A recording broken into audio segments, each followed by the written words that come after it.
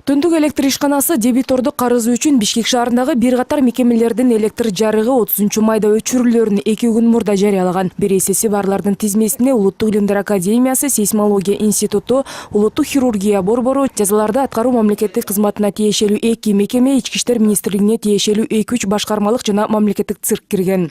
Жалпы биздин бюджеттик мекемелердин карызы бүгүнкү күндө 23 миллион сомду түзүп калды. Жылдын башынан ушул 5 айда 12 миллион сомго карызы көбөйүп кетти. Карызды азайтуу максатында жана ошол каражаттарды ремонттук компанияга жумшоо максатында биз деген айла жоктон ошол бүгүнкү күндө пландаштырганбыз светтерди өчүргөнгө ушул мекемелерге. Анын ичинен бүгүнкү күндө дебитордук чоң ири дебиторлорду 17 мекемени өчүрүүгө пландаштырганбыз. Карыз боюнча келгенбиз. Жүрүңүз эми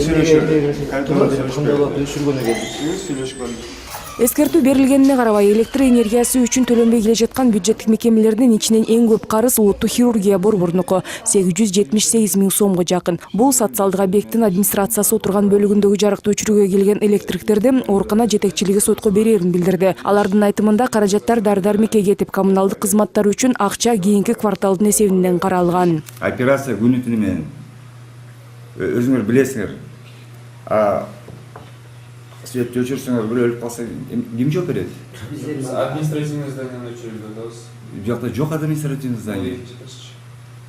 Эки тарап келишип, бейтапкана июнь айынын 10-на чейин карызын төлөп берерин убада кылды. Ал эми дебитордук карыз үчүн өчүрүлгөндөрдүн дагы бири Бишкек шаардык патрулдук милиция башкармалыгына тиешелүү мекеме. Пайдаланган электр энергиясы үчүн карызы 790 миң сомдун тегерегинде. Алардын электр жарыгы өчүрүлгөнүнө 4 күн болуп калган. Мекеменин жетекчилиги бул жаатта кызматтык иликтөө жүрүп жатканын билдирди. Анткени 400 миң сом алардын карызы эместигин айтууда. 400 миңди чота эме болот да. Түшүнүксүз болот. Эми 5-не чейин 396 миңди бөлүштүрдү, төлөп бермей болдук. Төлөп берди. Беркини сиздерге кат менен кайрылат.